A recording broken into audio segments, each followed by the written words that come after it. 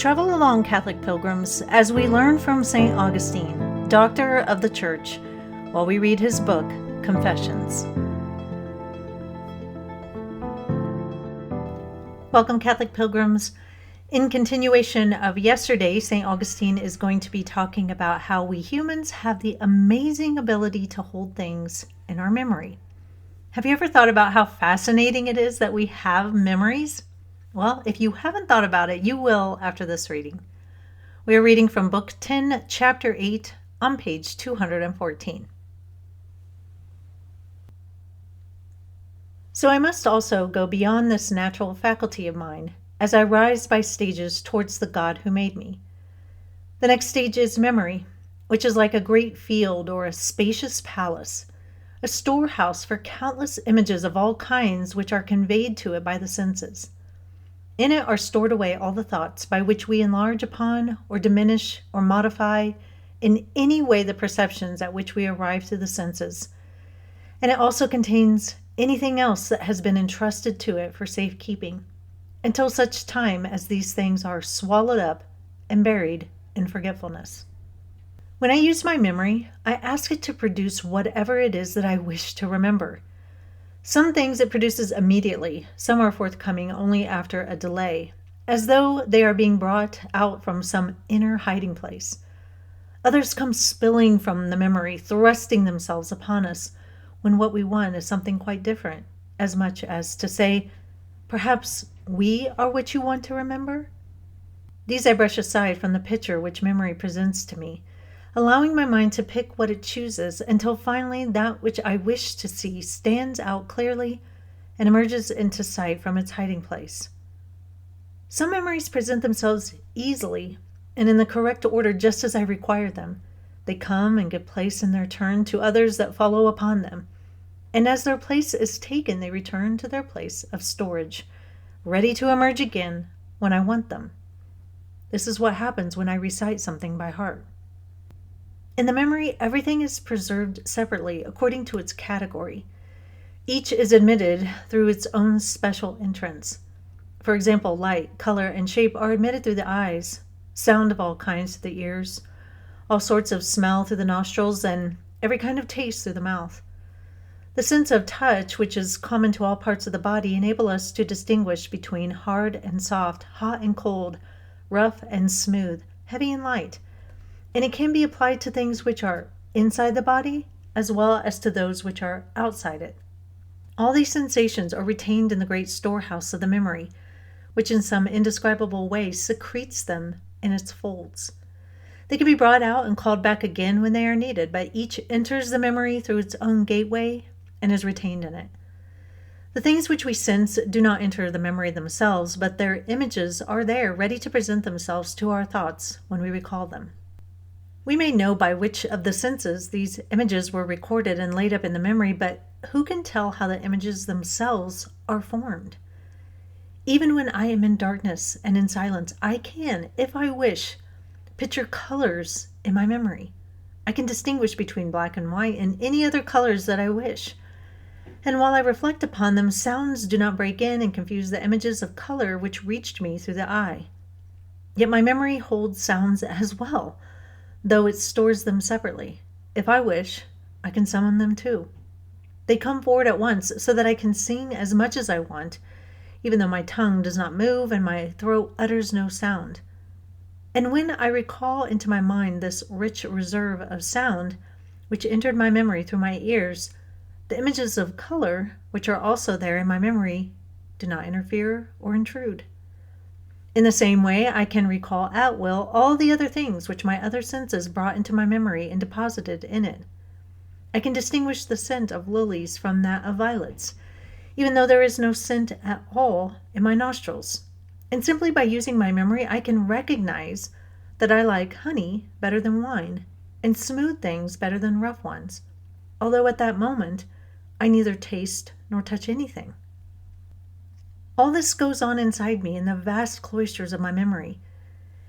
In it are the sky, the earth, and the sea, ready at my summons, together with everything that I have ever perceived in them by my senses, except the things which I have forgotten. In it I meet myself as well. I remember myself, and what I have done, when and where I did it, and the state of my mind at the time. In my memory, too, are all the events that I remember, whether they are things that have happened to me or things that I have heard from others. From the same source, I can picture to myself all kinds of different images based either upon my own experience or upon what I find credible because it tallies with my own experience. I can fit them into the general picture of the past. From them, I can make a surmise of actions and events and hopes for the future, and I can contemplate them all over again as if they were actually present. If I say to myself in the vast cache of my mind, where all those images of great things are stored, I shall do this or that, the picture of this or that particular thing comes into my mind at once. Or I may say to myself, if only this or that would happen, or God forbid that this or that should be. No sooner do I say this than the images of all the things of which I speak spring forward from the same great treasure house of the memory.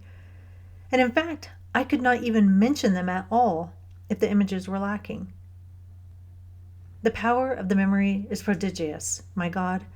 It is a vast, immeasurable sanctuary. Who can plumb its depths? And yet, it is a faculty of my soul. Although it is part of my nature, I cannot understand all that I am. This means, then, that the mind is too narrow to contain itself entirely. But where is that part of it which it does not itself contain? Is it somewhere outside itself and not within it? How, then, can it be part of it if it is not contained in it? I am lost in wonder when I consider this problem. It bewilders me.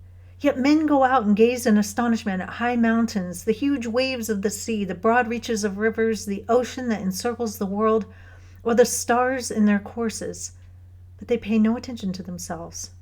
They do not marvel at the thought that while I have been mentioning all these things, I have not been looking at them with my eyes, and that I could not even speak of mountains or waves, rivers or stars, which are things that I have seen, or of the ocean, which I know only on the evidence of others, unless I could see them in my mind's eye, in my memory, and with the same vast spaces between them that would be there if I were looking at them in the world outside myself.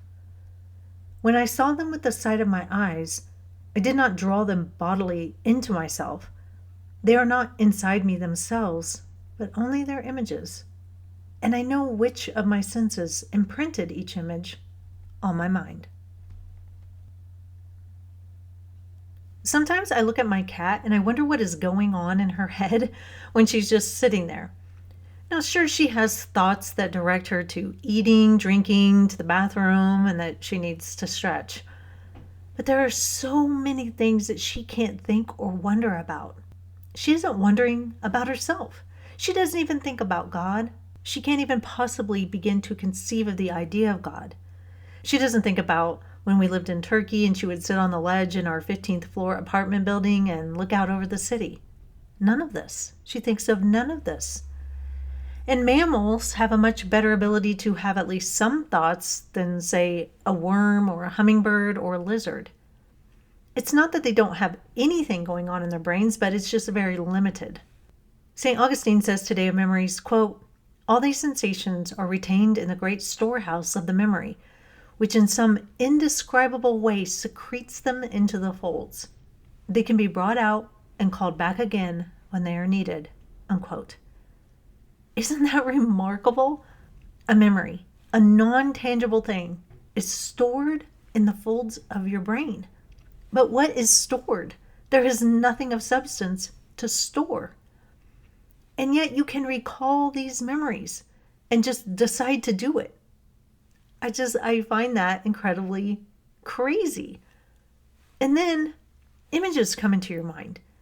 You see things in your mind. It's not your eyes that sees your memories, but your mind, and you, quote unquote, see it. Really, this is a fascinating reality of us humans. And if non-believers can believe in memories and thoughts, both of which are immaterial but very real, then it is not far-fetched to believe in God, who is immaterial. It's actually very rational and reasonable to believe in him. So that is all for today, Catholic Pilgrims. Fascinating topic today, and we will hear more about memories tomorrow. But until then, live the faith boldly and travel well.